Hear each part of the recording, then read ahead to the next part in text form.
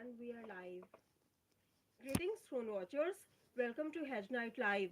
We are going live at 11:30 p.m. EST to share our first reactions, talk book to show changes, and dig into the lore of A Knight of the Seven Kingdoms. I am Uzma, and this is Morrigan. Hello, Morrigan. Hello. Whether you are a book reader or completely new to Duncan Egg, you are welcome here. Let's start with a quick overview of episode 5 in the name of the seven. Morrigan, do you want to give us a quick summary? Sure. So, the episode starts with the beginning of the trial of the seven. They're first determining how they're going to handle the battle to come, as everybody is getting very anxious and people are vomiting with anticipation of death and dismemberment. Of course, then the trial begins, and we see Dunk getting brutally knocked down, stabbed, basically beaten into a point of delirium. At which point we go into a backstory where we see Dunk as a child in Flea Bottom in King's Landing Mm-hmm. with his friend Rafe. Now he and Rafe go about. They loot the bodies of men from battles from the Blackfire Rebellion. Mm-hmm. They engage with theft from city guards. They get into a lot of trouble, and they try to find a way to leave the city together, but it ends in utter tragedy as Rafe gets murdered by the guards, and Dunk watches Sir Arlen suddenly step in to kill both those guards and save Dunk's life. Of course, Dunk watches his only friend die. Mm-hmm. Eventually, Dunk follows Sir Arlen out of the city and starts the life that we see Dunk in later on as a squire and later to become a knight. We move back to the present where Dunk is barely conscious. He gets back up. He starts fighting Aerion. The battle is surprisingly even more brutal than what the first part of showed, where Dunk is getting basically torn apart. And he's going back and forth into delirium. He gets knocked down. He looks like he's dead. We see everybody ready to give up on him. The dramatic moment. He cuts back up. He fights Aerion. He wins. And then at the very, very end of the episode, when everything's calming down, we see Prince Baelor's helmet removed Mm-hmm. to show that the back of his skull had been caved in during the battle, and he collapses, dead. I, the book readers already know about that scene, but yeah, it was quite sad. Yeah. Yeah, and some of the things that I noticed, one was Lionel Baratheon mentioning Prince Baelor's mother not loving him.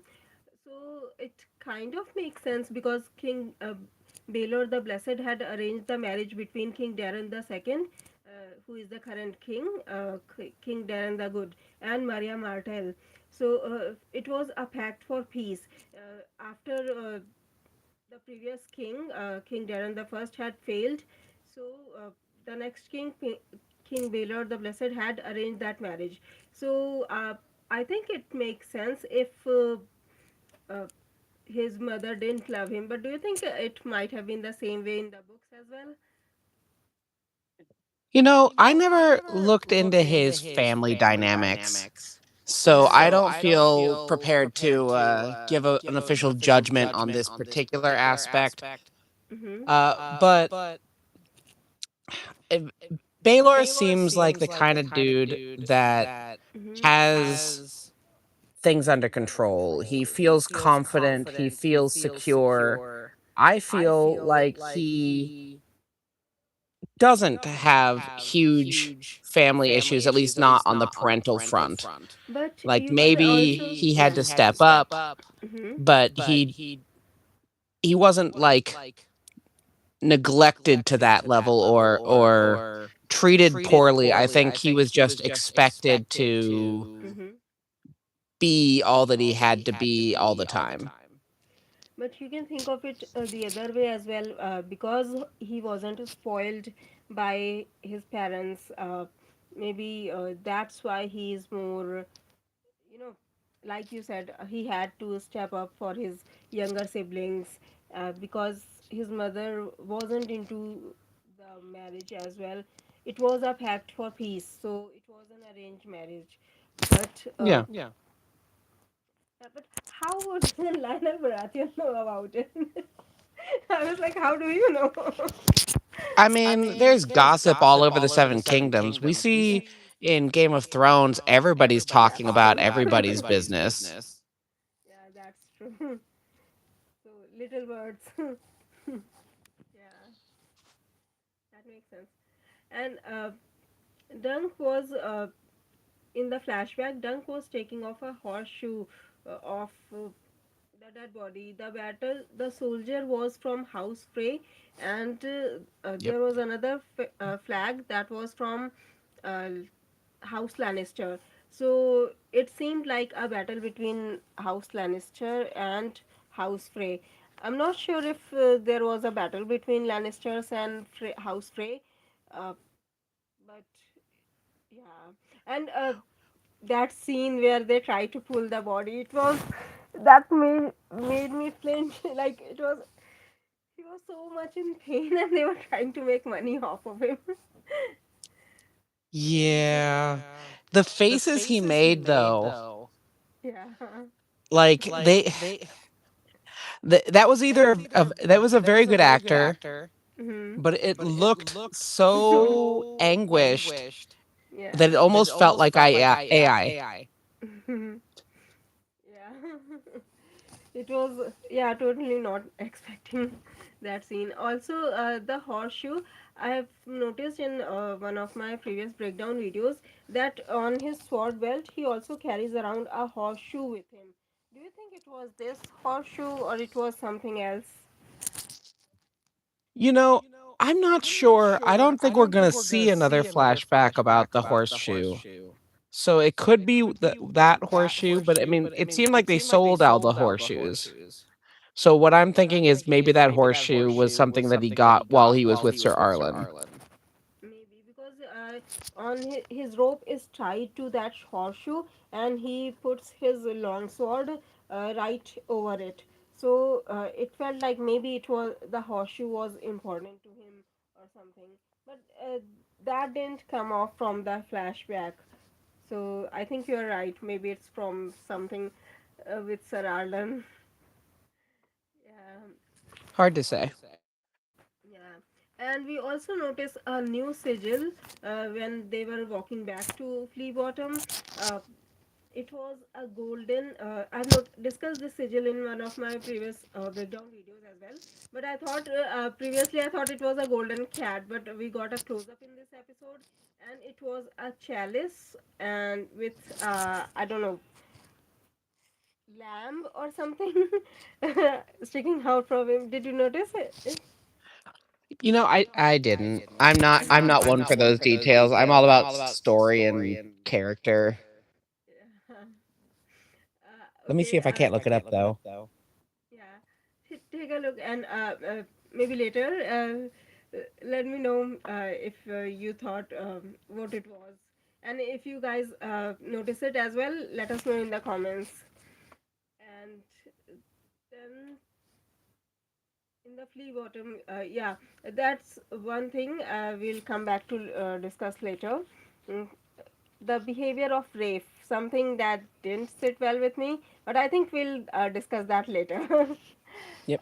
And yeah, so this scene happens right after the end of what was Blackfire Rebellion, right? So Sir Arlen has just lost his nephew, Roger of Pennytree, and he was in flea bottom drinking and maybe grieving about his death when he meets and saves Dunk. Right. Do you think he noticed Dunk following him, or was he really, you know, completely unaware of his presence? Yeah, so while Dunk is following Sir Arlen, he seems raving nuts. Sir Yeah. Arlen seems out of his head. And he was He singing in does. Dothraki. What was that? What he was singing in? Yeah, he was singing in Dothraki, and I was like, how did he know? We don't have many Dothraki visitors other than maybe a few sellswords, maybe.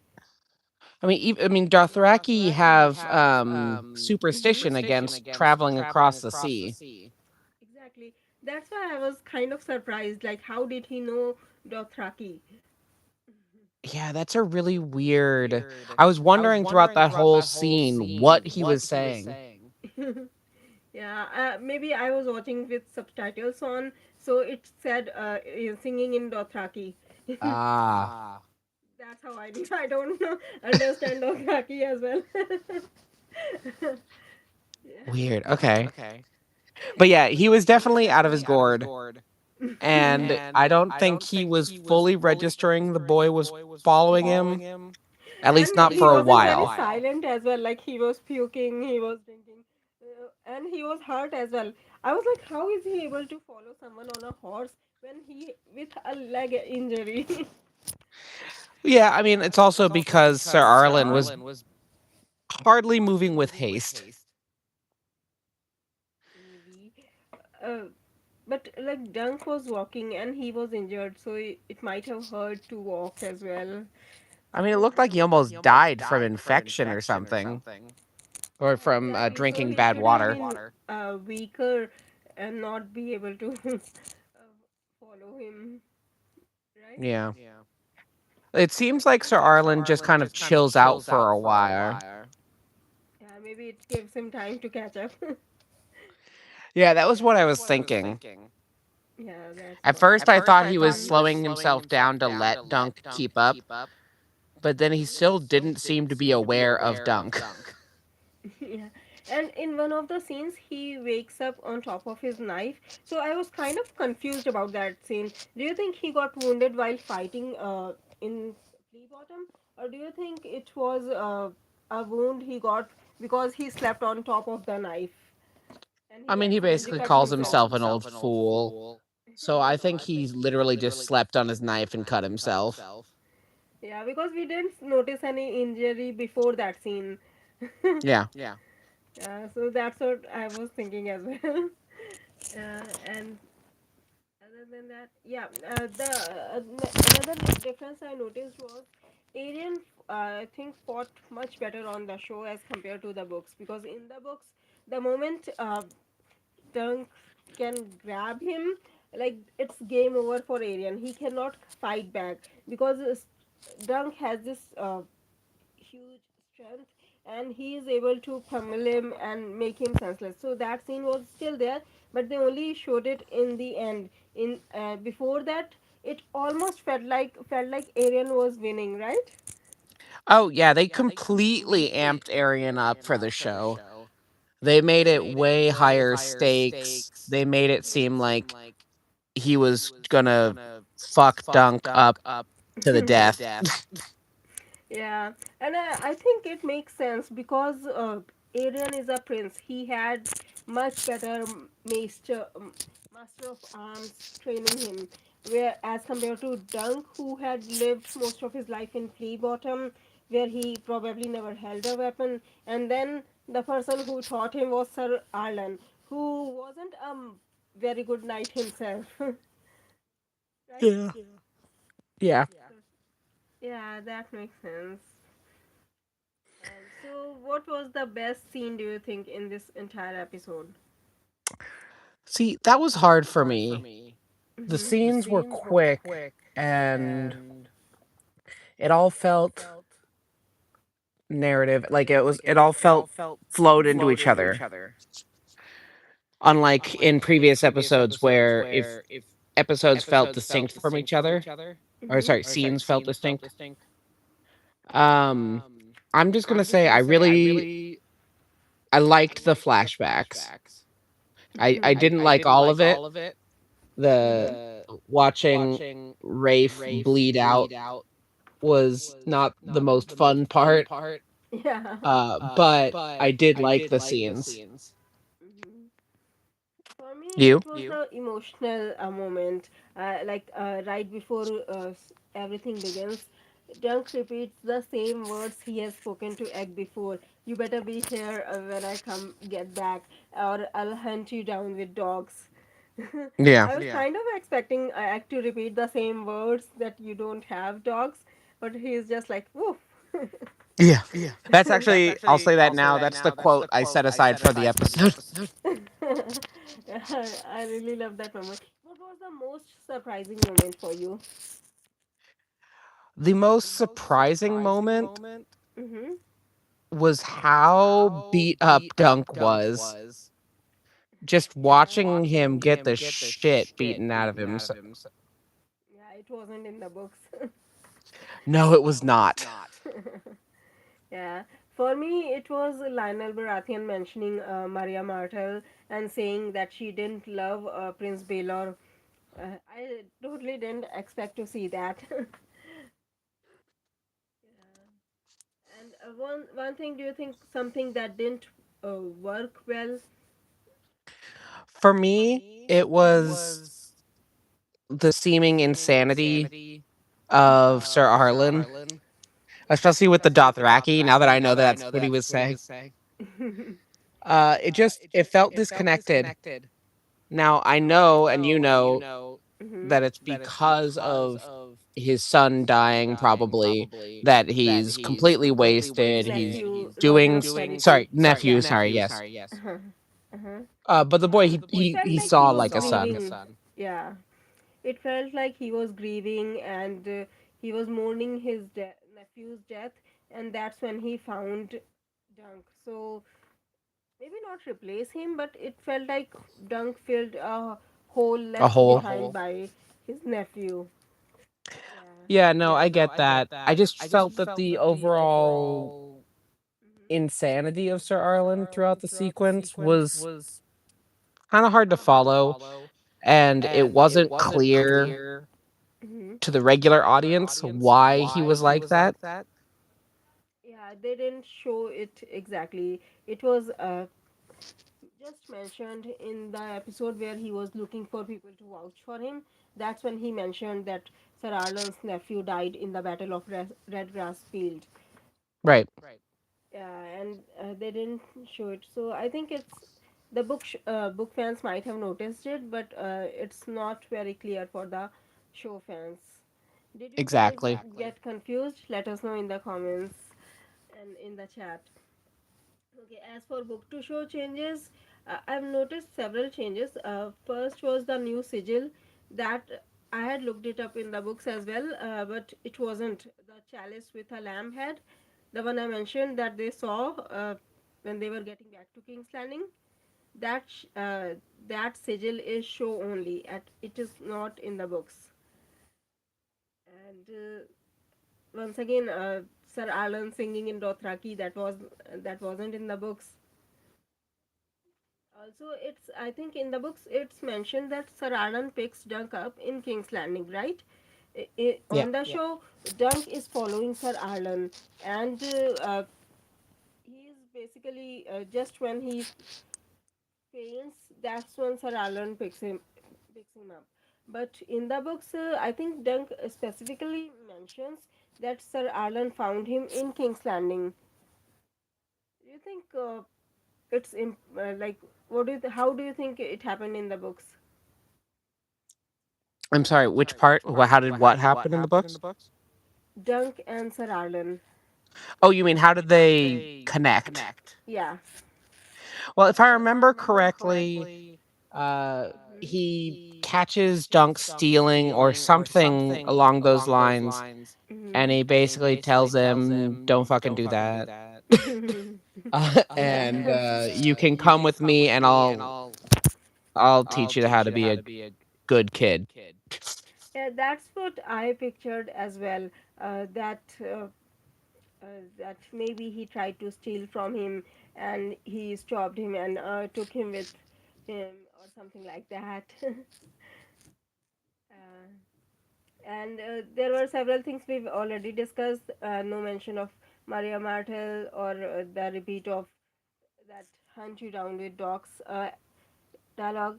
Also, the whore who was cheering for Dunk, that scene wasn't in the books as well. But I don't Yeah. know, I really like that scene. That Manfred and Aerion was also surprised that she's cheering for him. Mm-hmm. Yeah. By the way, that quote we discussed earlier, when Dunk says, "Who am I to them?" and Steely Pate says, "A knight who remembered his vows." Yeah. There was a Q&A, and Ira Parker mentioned that he admitted his mistake, that he forgot about. He said it was in the beginning. They had added it in the beginning, but somewhere during editing it got cut, and he admitted that it was his mistake, that it was a very important bit, Scene. and Yeah. yeah, they fumbled it up, and it didn't end up on their show. So but I really appreciate him accepting his mistake, right? Yeah, no, I read that too. I thought it was interesting. Hmm. Yeah, I really appreciated it, because after David and Dan and Ryan Condon making excuses for those changes, it's really refreshing to see someone just straight up admit that they made a mistake and it should have been on the show. Yeah, it does remind me of all the memes about the showrunners from Game of Thrones saying, "Oh, we kind of forgot." Yeah, that actually happened here. Yeah.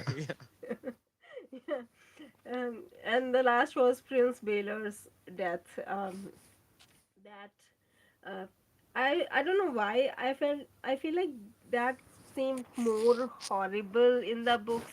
It felt more maybe we were reading and imagining things, or like it didn't seem that, I don't know what's the word, uh, not Y- impactful, like it didn't Yeah, I terrifying. Yeah, what do you I think? agree. It seemed like the damage to his head was significant, but like we didn't see any blood flow. We didn't Yeah, like, see much right. gore. Yeah, I was like, our imaginations were much worse, because Yeah. they literally mentioned that part of his head falling out of the helmet and onto the floor, Mm-hmm. and someone screaming, and like a moment of chaos. That's what you see in the books, and everything seemed much more calmer in comparison. You know, it didn't seem like the chaos, and like I kind of like that blood and cheese section. Like I was dreading that scene. I was like preparing myself for seeing something horrible, and it didn't happen. Yeah. Yeah. Kind of like. And another thing that bothered me was Rafe. Her behavior, I don't know, didn't make sense to me, because in Game of Thrones we saw Arya and Gendry. You can tell even from Dunk's thoughts in the books, that in Flea Bottom you have to survive. You have to keep your head down in order to survive. So and it seems like Rafe and Dunk were born, and they grew up in Flea Bottom. So for her to just go out of her way to, you know, pick a fight with an experienced thief, and like it wasn't a surprise she got killed. Her attitude didn't make sense to me, because Arya, we know Arya is a hot-headed person, but even she learned to keep her head down and get her anger under control. And she wasn't even born there. She had just, came to Flea Bottom. So, what did you think of her behavior? I think it all has to do with her dream. And I don't mean like a Mm-hmm. sleeping dream, but like her hope to escape it, like away from Westeros and get away from it all. I think she's feeling like she needs to escape no matter what. And so she's starting to lose a bit of that self-control. It's kind of like senioritis, Mm-hmm. right? She's acting up, she's trying harder and harder to get whatever she can to get to the end goal. But what I can't And understand is why can't they just leave King's Landing? Like they could have gone to some other city in Westeros and they could have tried to reach the free cities from there. I mean, they don't really know how. Yeah. But yeah, when I They're saw just ignorant kids. that's true. Uh, just when I saw Dunk following Sir Alan, I felt like it wasn't so hard to leave King's Landing, at least Flea Bottom. So yeah, that's Yeah, but why. Mm-hmm. Dunk looked like he was probably going to die following Sir Arlen. If Sir Arlen hadn't got like been there and helped him, Mm-hmm. that would not have ended well. That's true. Yeah, he didn't have anything to eat. But Yeah, no, he didn't. but Rafe And he had was no really good survival at skills. stealing. If they had, I feel like if they had left King's Landing, if they could have survived just because of Rafe, because she was really good at stealing stuff. She was Hmm. stealing from an experienced thief himself. So they could have survived if they had just left Flea Bottom and King's Well, that's Landing. the But thing is that mm-hmm, skills like that mm-hmm, aren't as useful outside of urban environments.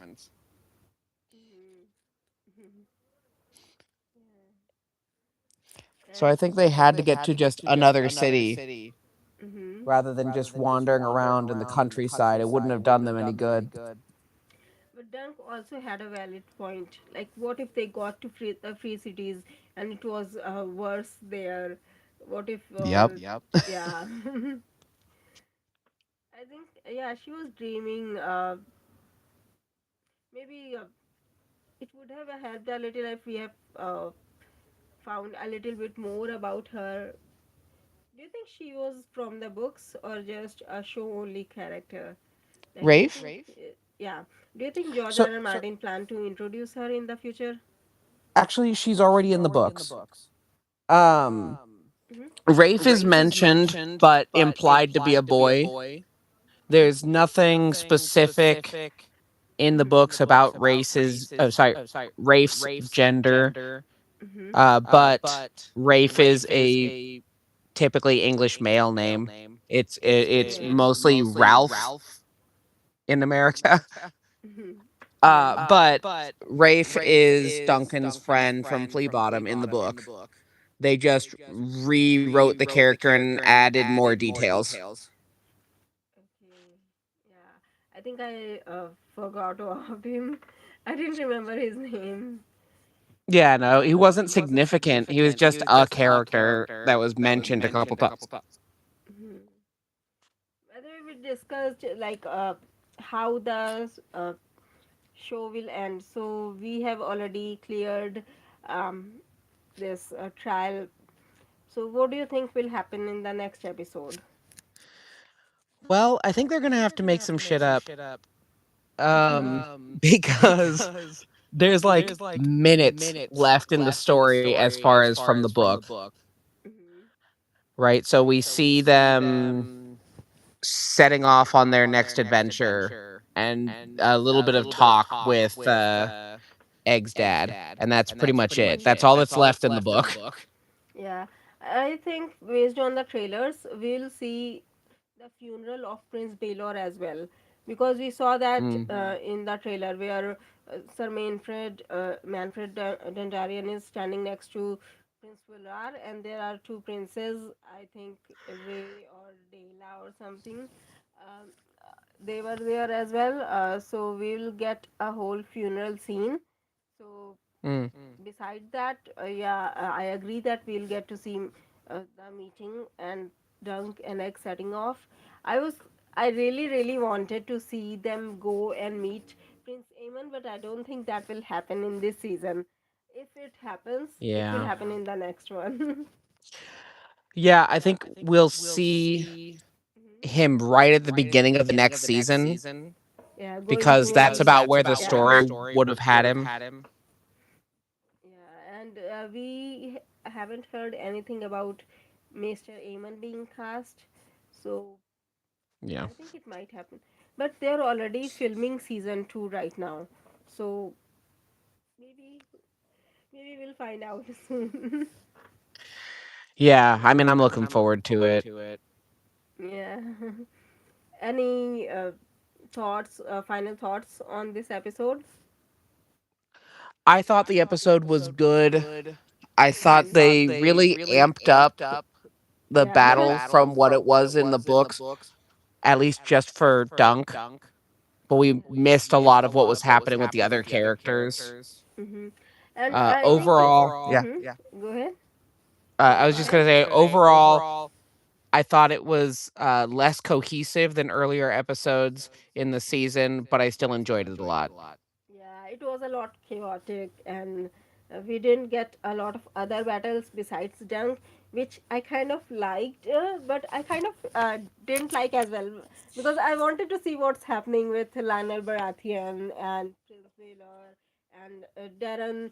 We didn't see him at all, so I kind of Yeah. wanted to see them as well. But yeah, uh, I really like that they were focusing on Dunk. Okay, we have one comment in the chat. Malik, I'm sorry if I'm mispronouncing your name. It's Malik Dad 5876. Oh, thank you for this stream. I thought this episode was great, but the timing could be better. The ending was devastating in a Game of Thrones way, and I wish we got to see more of the other fights. Favorite part? Okay, we've discussed favorite parts in the battle or in the episode. Morgan, what's your favorite part?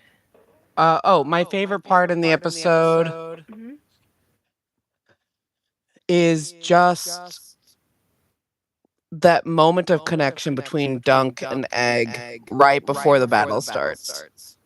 Yeah, same. And during the battle, During the battle, I like the beginning of it where hmm Dunk is sitting there completely panicked. He hasn't kicked off and Egg is calling to him and getting through his fear and helping him to move forward. it's okay if you missed it. We have discussed it already, but that's no worry. We can discuss it again. Yeah, and my favorite part in the battle was, I don't know, Dunk just beating the shit out of Aerion. That was kind of satisfying to see. It was good. Like, yeah, we were expecting it. It was in the books, but it was really fun. And I really like that Egg's voice reached Dunk. I wasn't expecting him to look so beaten up. Mm-hmm. Yeah. And that scene, I think the scene where Prince Baelor, throws someone off his horse while he is on the ground, that was epic as well. Right? What do you think? Yeah. Hmm. Okay. So that was a really good episode, but I won't say it's my favorite. I would say my favorite was the previous one. What Yeah. about you? I think the previous episode was my favorite as well so far. Yeah. Up But until I'm now, looking the forward to latest the episode finale. was, yeah. Uh, the latest episode felt better than the last ones. I think those people who were looking for action, they might have liked this episode more. Mm-hmm. Yeah, who are saying there is no action, there's just the pacing is slow. They might have liked this episode more, but yeah, for us, it was the previous one. Mm-hmm. And I had posted a poll about who stole the show, and the results are 50% for Dunk and 50% for Prince Baelor. What about you? Who stole this episode for you? I really liked Rafe. Really? Yeah, that one was good for me. Prince Baelor. Yeah, Yeah, it that makes was sense. really sad to see him, to lose him in this way. Yeah, he It goes was the way a of all competent characters in Game of Thrones. Yeah, he was one of the few good Targaryens. Not few, like there are good, like maybe just seven mad Targaryens. Most of them are okay, but I feel like there are few good Targaryens. Mm-hmm. Yeah, so he was one of the good ones. Mm. All right, so we are going to start wrapping up here. This was the Hedge Knight Live, our first reaction discussion to A Night of the Seven Kingdoms.